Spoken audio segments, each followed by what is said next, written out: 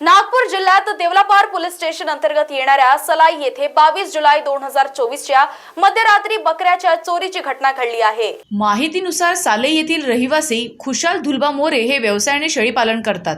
त्यासाठी त्यांनी त्यांच्या घरासमोर गोठा सुद्धा तयार केला आहे। गोठ्याला जाळीचे कंपाऊंडही केले आहे। 22 जुलैच्या सायंकाळी नेहमीप्रमाणे त्यांनी बकऱ्यांना गोठ्यात ठेवले। खुशाल धुलबा मोरे व त्यांचे कुटुंबीय झोपेत असताना रात्री 1 ते 2 वाजताच्या दरम्यान अज्ञात चोरट्यांनी गोठ्याची कंपाऊंड जाळी वाकवून 20 बोकड व 10 शेळ्या असे 30 बकऱ्यांना चोरून नेले। सकाळी उठल्यावर ही बाब लक्षात येताच खुशाल यांच्या पायाखालची जमीन सरकून गेली। त्यांच्या घरच्यांच्या डोळ्यातून पाणी वाहू लागले। ही माहिती कळाल्यावर गावातील गावकरी एकत्र आले। खुशाल मोरे यांनी सामाजिक कार्यकर्ते कृष्णा भाल व अन्य काहींना सोबत घेऊन देवलापार पोलीस स्टेशन येथे तक्रार दाखल केली असल्याची माहिती खुशाल मोरे यांनी बोलताना सांगितली आहे। मागील काही महिन्यांपासून या क्षेत्रात वेगवेगळ्या चोरीच्या घटनांत वाढ झाली असल्याचे कृष्णा भाल यांनी पोलिसांना सांगितले। त्यामुळे पोलिसांनी सखोल तपास करून या चोरट्यावर कायदेशीर कारवाई करावी अशी मागणी त्यांनी केली आहे। महाराष्ट्र टीव्ही 24 साठी अजय मेहरकुले यांची रिपोर्ट, रामटेक।